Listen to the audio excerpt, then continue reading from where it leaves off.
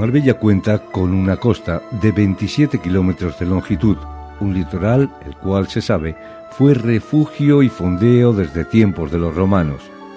Existe una franja de 1 kilómetro aproximadamente que va desde Arroyo de la Represa y el Puntazo de la Fontanilla, denominado la Marina de Marbella, zona en la que se sitúa el actual puerto deportivo de la ciudad.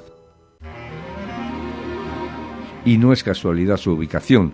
Se sabe que ya en tiempos de los romanos se asentó la Marina romana, desaparecida tras los efectos de un maremoto que asoló la costa mediterránea en el año 365.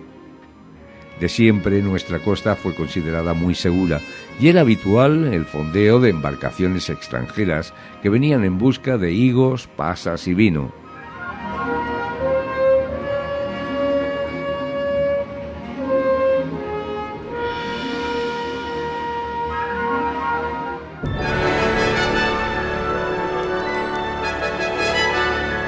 A finales de 1700, un ingeniero de la Marina, Tomás Muñoz, proyecta lo que sería el primer puerto de Marbella, unas obras que comenzarían en 1818 y que se verían paradas por falta de capital y con 100 metros de espigón realizado en 1830. Este pequeño tramo quedaría para la historia como el muelle de piedra y, sin saberlo, en aquel entonces, como cimiento esencial para la proyección siglos más tarde del puerto deportivo, hoy llamado Puerto Virgen del Carmen. Hasta la construcción de los primeros muelles de abrigo, el muelle de piedra era el punto del pósito de pescadores que dejaban sus embarcaciones en la orilla. Allá por los años principios de los 60 aproximadamente, y veíamos cómo iban haciendo tanto el brazo de levante como el de poniente, y unas instalaciones que había donde hoy están todos los comercios, los bares y demás, que lo que había era un tinglado, un tejado, donde se refugiaban pues los marineros, tenían ahí sus barcos, sus artes de pesca y remendaban las redes y demás. Yo lo conozco desde pequeñín, recuerdo haber venido a lo que era el comúnmente denominado muelle de piedra, que eran apenas unos 100 metros de piedras que había ahí, de pequeñito, a jugar, a extraer un poco de pirita que venían incrustadas en las rocas, a coger caracoles y, en definitiva, pues no sé, a jugar cuando niño, ¿no? También era el lugar preferido para pasar el rato, bañarse, coger cangrejos o buscar pirita. Piedra de pirita, ¿por qué? Pues porque antes sobre ese muelle de piedra había habido instalado otro muelle encima de ferrocarril, que es el que traía con el ferrocarril el mineral de hierro a los barcos que aquí mismo echaban el mineral. Entonces la vagoneta que venía con mineral de hierro de la mina, de alguna forma, pues algo caía abajo y quedaba debajo en el muelle de piedra que estaba debajo, ¿no? Pasamos muy buenos ratos porque era un muelle de ocio, de esparcimiento. Llegado 1956, se reúne una serie de amigos y conocidos aficionados al mar, vecinos de Marbella, para la creación de un club, el Club Marítimo Marbella. Sería a pie del muelle de piedra donde hasta entonces había estado el pósito de pescadores convertido en escuela naval. Ese sería donde posteriormente se solicitarían los permisos al ayuntamiento para las obras de construcción del mismo en 1960. Estamos hablando del año 56. Imaginemos lo que era Marbella en el año 56, pues era un pueblecito pues, de pescadores, agricultores, y bueno, pues los pescadores prácticamente pues tenían que sacar los barquitos desde la playa, ¿no? Ya Marbella en aquella época empezó a tener un auge turístico, que venían gente de Madrid, porque en fin, el clima y la belleza de la ciudad pues propiciaba que esto fuera avanzando. Esto se hizo pues antes que Puerto Banús. Aquí no había en la costa ningún tipo de puerto deportivo, ¿no? Entonces aquí se juntaron pues las fuerzas vivas de Marbella. Citemos entre ellos pues a Enrique Soriano, a la familia Belón, a Enrique Belón, a la familia Lima, el notario Luis Oliver, el registrador Robles. O sea, las fuerzas vivas llegaron a un momento que se juntaron con aquellos que venían de Madrid a disfrutar del verano y dijeron, bueno, aquí hace falta un puerto, que, no sé, pues para recibir, no sé, y tener pues las embarcaciones más a mano, ¿no? Porque es imposible. Y decidieron pues montar un club marítimo. Fue una novedad porque nosotros en aquel momento lo que teníamos, lo que había aquí era el muelle de piedra. Entonces el muelle de piedra es una prolongación de lo que hoy el puerto se ha hecho, donde estamos ahora mismo, hacia mar adentro, existía el muelle de piedra. Aquí, a la izquierda mía de donde estoy, estaba instalada la escuela donde yo aprendí a leer y a escribir, que era la escuela de mi padre, Escuela de Orientación Marítima, que él era el maestro. Y yo me enseñé a leer y a escribir con todos los hijos de pescadores de este pueblo. Y ve uno la llegada del progreso, que van desapareciendo los barcos que tenía a izquierda y a derecha de la escuela, que subían con las maromas del mar para atracarlo en la tierra. Y ve que el progreso posibilita ya el hacer un puerto donde reservarse las embarcaciones, como era el puerto deportivo, en la Marbella del turismo de aquella época, pues empezar a pensar por delante de todos de ese futuro, antes que Puerto Banús, antes que el puerto pesquero, antes que todo, pues fue una alegría. Como idea de refugio para meter barcos, sí, fue el primero que se hizo, es verdad. ¿Qué tiempo le llevó a hacer ese puerto? Un año más o menos. Sí, sí. Pero... Y es un puerto muy bien, y el club marítimo, la idea del club marítimo entonces era muy buena, ¿no? Que era hacerse un puerto allí para que se pudiesen meter los barquitos de vela y las embarcaciones normales, ¿no? Ya, pero no era lo que se llama un concepto de un puerto deportivo, que es con sus zonas comerciales, integrado en la ciudad y con los atraques con agua, luz, teléfono, todas estas cosas. La creación de este club fue determinante para que posteriormente proyectase lo que sería los primeros muelles de abrigo para refugio de embarcaciones deportivas y de los pescadores. Primero hacer lo que era la base del club marítimo, se hizo el club y del club se siguió pues con el muelle. Aquí hubo una operación interesante que, bueno, pues Alfonso Oltra, que estaba muy relacionado dentro del mundo ministerial de aquella época, tanto con Ministerio de la Vivienda y Ministerio de Educación Física, Educación Física y Deporte se llamaba, pues empezaron a conseguir financiación para continuar y hacer ya un puerto aquí, ¿no?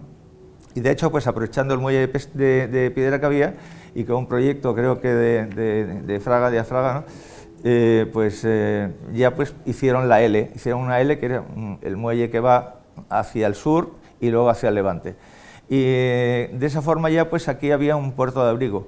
Llegó un momento en que el puerto pues lo inauguran, viene el ministro Solís a inaugurar el puerto y a partir de entonces pues ven que esto puede tener más vida y de cara pues al turismo y a los residentes de Marbella, y ya se ponen en contacto pues con entidades bancarias pues para ampliarlo.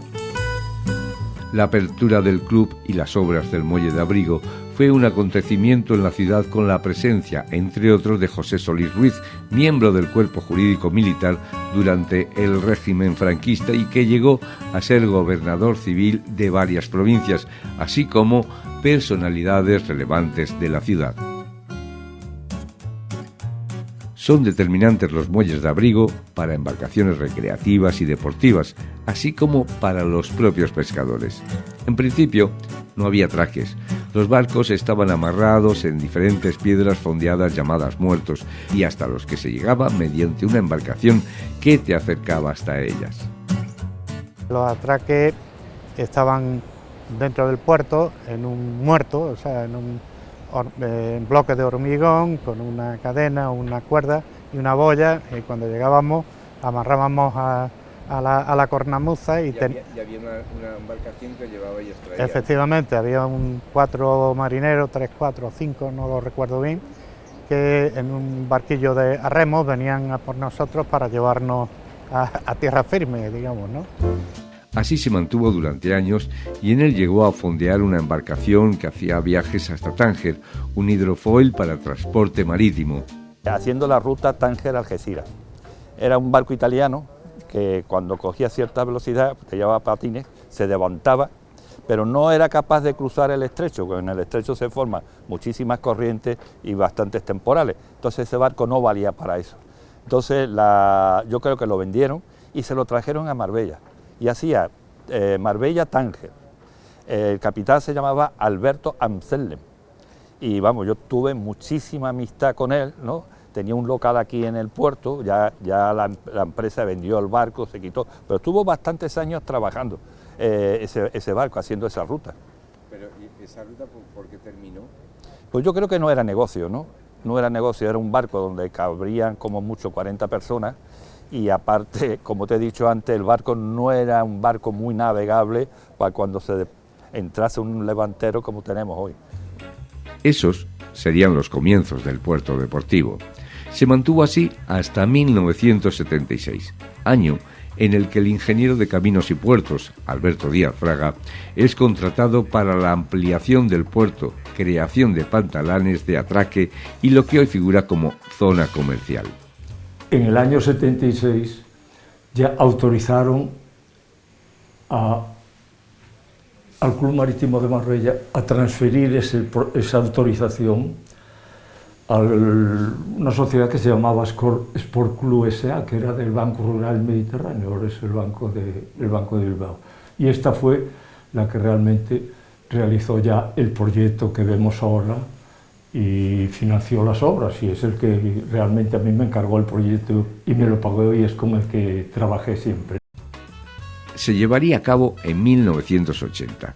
Se da la circunstancia que por aquellos años no había puertos recreativos en nuestro país y tanto Puerto Banús como el puerto deportivo fueron diseñados mirando a otros puertos con relevancia internacional como Cannes o Saint-Tropez, e incluso fue argumento para la adquisición de permisos del ministerio responsable. La ley de puertos no permitía dentro de los puertos hacer más que galpones y cosas para los puertos, talleres navales y cosas estas. Bueno, lo que existía en el puerto de Málaga y en todos los puertos hasta ahora que cambió la ley. Cuando yo fui a Madrid al ministerio con las edificaciones y con un poco bares, restaurantes y todo esto, la verdad es que se echaron la mano a la cabeza y decían, oye, es que eso no se puede hacer porque un puerto es simplemente lo que pensaban que era un puerto, para poner hangares y poner talleres de reparación, un varadero, sobre todo un varadero muy grande, ¿no? Sí, entonces tuve un poco que explicarle, oye, vamos a ver lo que hay, ya estaban otros puertos hechos, por ejemplo, Saint-Tropez, que me gustaba mucho, Port Anton, Cannes, había ya muchos puertos, como es ahora el puerto, bueno, con mucha vida y puertos, digamos, turísticos. Esta ampliación fue acordada mediante negociación con el Club Marítimo, al cual se le concedieron una serie de atraques. Fue una concesión que se va renovando cada X años y que en este caso su próxima renovación será en el 2026.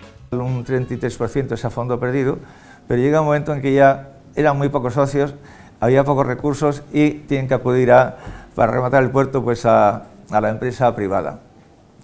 La empresa privada que pues llega a una sociedad que se llamaba Recursos Hoteleros y hacen un convenio por el cual ya rematan el puerto y a la vez aprovechan con esa sociedad pues la base que teníamos del Club Marítimo para hacer unos apartamentos que explotan y con ese dinero pues prácticamente se remata el puerto deportivo de Marbella. Y se quedan con unos, el club se queda con el club se queda con una serie de atraques y esta sociedad pues prácticamente es la que explota el puerto durante una serie de años. Congratulamos de que afortunadamente vamos a poder pedir la prórroga de la concesión, que como sabes prácticamente todos los puertos de Andalucía terminaban en los próximos años, el nuestro termina la concesión en el año 26, pero la Junta de Andalucía aprobó a final del año pasado una prórroga extraordinaria de la cual nos vamos a poder ver beneficiados y el puerto en concreto se va a ver muy beneficiado ya que supone una importante inversión que hay que realizar en él.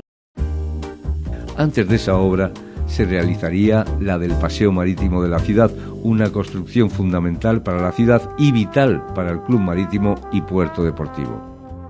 Haber hecho los espigones de las playas de Marbella, que eran unas playas preciosas, y sobre todo de lo que más orgulloso estoy, es de haber hecho el Paseo Marítimo, porque creo que desde que está hecho el Paseo Marítimo, la gente de Marbella, a mí me gusta mucho el deporte, empezó a pasear, las mujeres con sus niños, a ir al Paseo Marítimo. Allí se acostumbraron a usar zapatillas de deporte, a poner ropa de deporte, y desde entonces yo noté un cambio tremendo en Marbella, en la concepción de la gente. Ahora ya no andan por el Paseo Marítimo, ya están subiendo mucho a Sierra Blanca, y eso es muy bonito. Entonces, eso me gusta mucho más que haber traído barcos. Copiar un poco lo que había en todos sitios, los edificios altos, ¿no? Entonces ahí se hace el edificio Mediterráneo, que fue una vergüencilla de estas de las que queda en Marbella, que claro, apostar por edificios de 14 plantas en aquel momento pues era la modernidad, ¿no? Quizás pues habría que haber reservado toda esa primera fase, el frente litoral, haberlo reflejado de zonas más bajas para que la ciudad no fuera una muralla a lo de detrás de la ciudad. Más cuando uno de los factores fundamentales de los puertos deportivos para su funcionamiento es la comunicación e integración dentro de los núcleos urbanos. Las obras son muy fáciles, son fáciles, para un especialista son muy fáciles. Lo más difícil es integrar el puerto en el entorno natural, eso es lo difícil. Entonces, si tú empiezas con un puerto en una zona aislada, es muy difícil darle vida al puerto. Y lo que haces es un garaje de barcos rodeado de un garaje de coches, ¿no? En este caso, el problema de la integración ya era mucho más fácil, porque ya el puerto estaba realmente integrado en la ciudad. El coste de esta nueva ampliación fue de 2.700 millones de pesetas, con un plazo de ejecución de 1 año. La renovación de la concesión en la prórroga extraordinaria de la Junta de Andalucía traerá consigo una inversión en las propias instalaciones del puerto, en las que se cuenta principalmente la modernización de los servicios en agua y en tierra.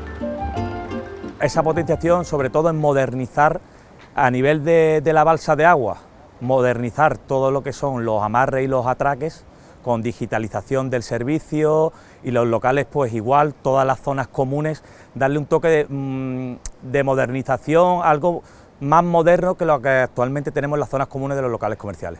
Y creemos que eso puede ser posible en los próximos ejercicios. En la actualidad se está trabajando en el muelle de espera y su ocupación es de entre 65 y 100% según la temporada. De las distintas esloras tenemos 375 atraques, había 377, hemos hecho una pequeña obra de ampliación del muelle de espera que era muy necesaria y que se está realizando en este momento, era un compromiso de este equipo de gobierno y que va a dar una mayor funcionalidad al puerto, precisamente porque los barcos van a poder desembarcar justo en la zona que desemboca directamente en la parte de ocio. Y de esos 377 se han quedado en 375 diferentes toras, en los cuales tenemos una ocupación muy estable durante todo el año, en torno a un 65%. Por su parte, el Club Marítimo sigue fiel a su vocación marinera. En 2014 fue nombrado Real Club Marítimo y en la actualidad sigue apostando por las competiciones y por las actividades deportivas propias del mar. Durante su existencia, el Real Club Marítimo de Marbella ha organizado numerosos trofeos y regatas, entre los que se cuentan los Juegos Náuticos, competiciones de natación, regatas de optimis, regatas de cruceros, regatas de piragüismo y otros eventos. El Club Marítimo tiene vocación marinera total, ¿no? Y sobre todo de acercamiento, que la gente de Marbella pues que se acerque al mar, ¿no? Ese ha sido desde el principio el motivo de este club. De hecho, pues por aquí en este club han pasado desde su fundación, han pasado miles de navegantes, de vela, de remo, de todas las actividades que se han hecho, que han sido muchísimas. De hecho, en este momento, bueno, estos últimos años, tenemos una gran actividad de vela, prácticamente tenemos casi 300-350 niños de escuela de vela en verano. Y después tenemos una escuela que permanece todo el año. Los deportes náuticos y los puertos deportivos son uno de los sectores que a raíz de la crisis sanitaria existente han experimentado un auge, considerado uno de los turismos más seguros. El turismo náutico es otra de las alternativas que tenemos y es uno de los turismos más seguros. A raíz de la pandemia se ha convertido en uno de los turismos más seguros de nuestro municipio. Durante 2020, al llegar la pandemia, hizo replantearse el año en el puerto.